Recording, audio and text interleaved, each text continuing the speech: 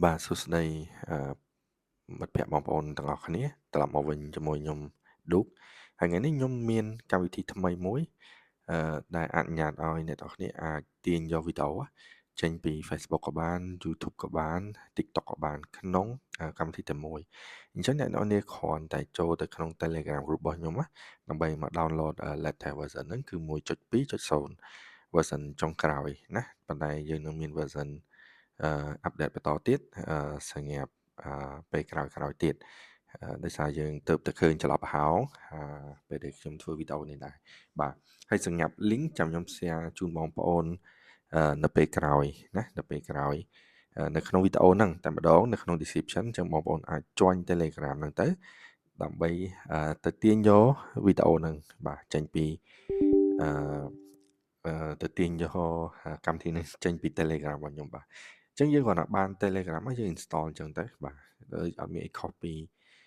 កម្មវិធីដទៃទេប៉ុន្តែវាអាចនឹងជួបនឹងបញ្ហា security បើសិនជាអ្នកទាំងអស់គ្នាទៅតែប្រើដំបូងអញ្ចឹង security វាអាចអត់ឲ្យ run ណាប៉ុន្តែអ្នកទាំងអស់គ្នាយកពាក្យថា run ទៅហើយ install វាទៅបានហើយយើងត្រូវតែធ្វើអញ្ចឹងដើម្បីដែលឲ្យប្រើកម្មវិធីនឹងបានបាទពេល install បានមកគឺនេះវា load ចេញយ៉ាងកម្មវិធីសាមញ្ញទេបាទមិនមានអីច្រើនឈឺក្បាលទេសាមញ្ញធម្មតាអញ្ចឹងហើយកន្លែងនេះគឺវាមានប៊ូតុង activate ដោយសារតែវា activated របស់ខ្ញុំ activate ហើយតែបើសិនជាអ្នកទាំងអស់គ្នាអត់ទាន់ទេយើងគ្រាន់តែចុចលើប៊ូតុងហ្នឹងទៅវានឹងចេញជា key ឲ្យអ្នកទាំងអស់គ្នាអញ្ចឹងបាន key មកអ្នកទាំងអស់គ្នាគ្រាន់តែយកមកវាយ comment activate 30 D អញ្ចឹងទៅហើយដាក់ UUID អា key ហ្នឹងទៅវានឹងactivate ឲ្យអ្នកទាំងអស់គ្នាតាមរយៈ bot ហ្នឹងវានឹង connect ទៅកាន់database នៅក្នុង server ណាបាទអូខេអញ្ចឹងឥឡូវបកមកពីវិធីប្រើប្រាស់វិញងាយអញ្ចឹងឧបមាថាយើងចង់ download វីដេអូចេញពី YouTube បាទអញ្ចឹងយើងមើលទៅយើងគ្រាន់តែបើកហ្នឹងហើយយើងប្រើ link grabber ណាយើងអ្នកនរគ្នាចង់ស្រួលប្រើ Google Chrome អញ្ចឹងនៅក្នុង Chrome វាមាន app ហ្នឹង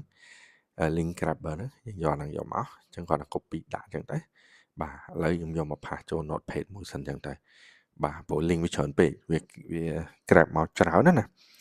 បាទបន្តមកទៀតយើងទៅ Facebook ឥឡូវខ្ញុំចូល page អីមួយហ្នឹងដែលគាត់សម្បូរវីដេអូឧទាហរណ៍ថា page នេះមួយចុះចូលទៅដល់វីដេអូគាត់ច្រើនបាទអញ្ចឹងខ្ញុំហៅមើលសិនណានេះដូចជាលើហ្នឹងហើយបាទអូខេអញ្ចឹងគ្រាន់តែចូលមកហើយចូលទៅក្នុងវីដេអូរបស់គាត់មកបាទច្រើនមែនតើបាទអញ្ចឹងគ្រាន់តែអូសទៅប៉ុណ្្នឹងហើយយើងប្រើ link grabber មកវាចាប់ link នឹងបានហើយអញ្ចឹងយើងគ្រាន់តែ copy មកបានហើយបាទហើយយកមកតម្លាក់នៅក្នុង notepad មករបស់យើងមួយទៀតអញ្ចឹងមកបាទអញ្ចឹងនេះមកកាភ្លុះបាទបន្ទាប់មកទៀតយើងទៅ TikTok ណា TikTok យើងទៅ TikTok បាទគាត់បើកមកវីដេអូមកកាភ្លុះអញ្ចឹងតែម្ដងអញ្ចឹងយើងគ្រាន់តែយក grabber នោះដូចគ្នា copy អញ្ចឹងមកបាទអត់មានអីពិបាកទេស្រួលអញ្ចឹងយើង copy ឲ្យតម្លាក់ចូលក្នុង notepad អញ្ចឹងទៅបើអ្នកនរគ្នាធ្វើមែនតើមិនតម្លាក់ក្នុង notepad ដូចខ្ញុំទេតម្លាក់ចូលអាក្នុង link យើងតែម្ដងណានៅក្នុង app របស់យើងហ្មងអានេះគ្រាន់ខ្ញុំធ្វើឲ្យអ្នកទាំងអស់គ្នាមើលទេ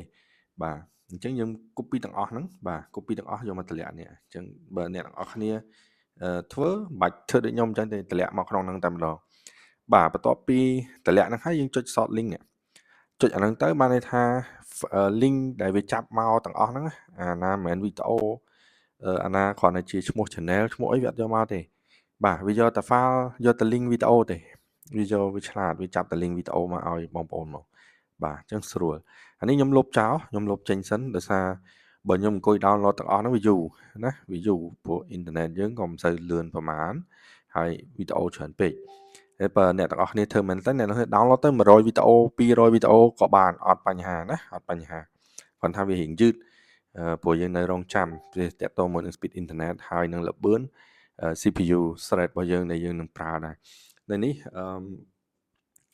ខ្ញុំអត់មាន mode សម្រាប់នេះទេប៉ុន្តែមាន concurrent ណាមាន concurrent សម្រាប់អ្នកទាំងអស់គ្នាប្រើតិចទៀតខ្ញុំនឹងបញ្យល់អ្នកទាំងអស់គ្នាតោះអញ្ចឹងឥឡូវយើងបានវីដេអូប៉ុណ្ណឹងហើយបាទគឺថាសមរម្យហើយអញ្ចឹងយើងមក select folder ម្ដង folder ហ្នឹងគឺយើងចង់តម្លាក់វីដេអូយើងទៅកន្លែងណាអញ្ចឹង មុនដំបូងខ្ញុំគិតថាបង្កើតfolder ប៉ុន្តែអត់ទេខ្ញុំឃើញមានហើយអញ្ចឹងខ្ញុំប្រើ folder ខ្ញុំមានស្រាប់អញ្ចឹងណាអញ្ចឹងខ្ញុំ select អញ្ចឹងទៅបាទហើយកន្លែងនេះគឺ file name នេះគឺបានន័យថា add extension ចូលទៅក្នុងវីដេអូដែលយើង download ហ្នឹងឲ្យដឹងថាវីដេអូណា download ចេញពី YouTube វីដេអូណា download ចេញពី Facebook វីដេអូណា download ចេញពី TikTok អញ្ចឹងវាកំណត់បានឲ្យប្រាប់យើងហើយអា concurrent នេះហើយគឺ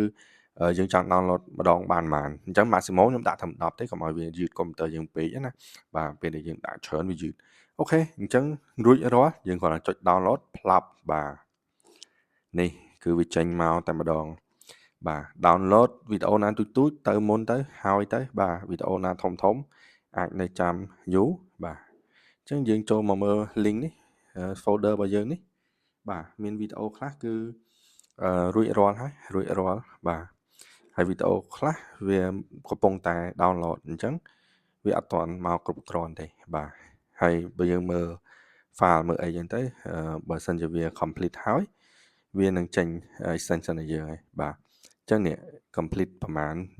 YouTube ប្រហែល TikTok ប្រហែលបាទហើយកន្លែងនេះ version នេះខ្ញុំធ្វើឲ្យ support Facebook ប៉ុន្តែខ្ញុំភ្លេចដាក់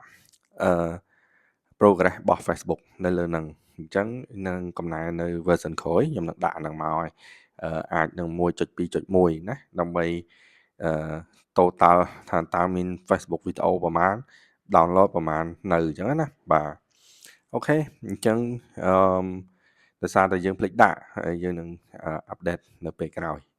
ឆាប់នេះទេបាទមិនយូរទេបាទអូខេអញ្ចឹងបើយើងមើលទៅវា download អញ្ចឹងវា download បានជោគជ័យហើយវីដេអូនេះមិនមែនជាការ download លើកទី1ទេខ្ញុំ test ច្រើនហើយណា test ច្រើនហើយគឺ download បានរហូតបាទហើយបើយើងមកមើលវីដេអូនេះ download ចេញហើយបាទឃើញទេបាទអញ្ចឹងដើរអស់ហើយអានេះ YouTube Facebook មុនហ្នឹង Facebook ណាអានេះ TikTok បាទអញ្ចឹង TikTok អីយើងដើរបានអូខេបាទអញ្ចឹងវីដេអូនេះបើតាមពិតទៅវាមានតែប៉ុណ្្នឹងទេប៉ុន្តែ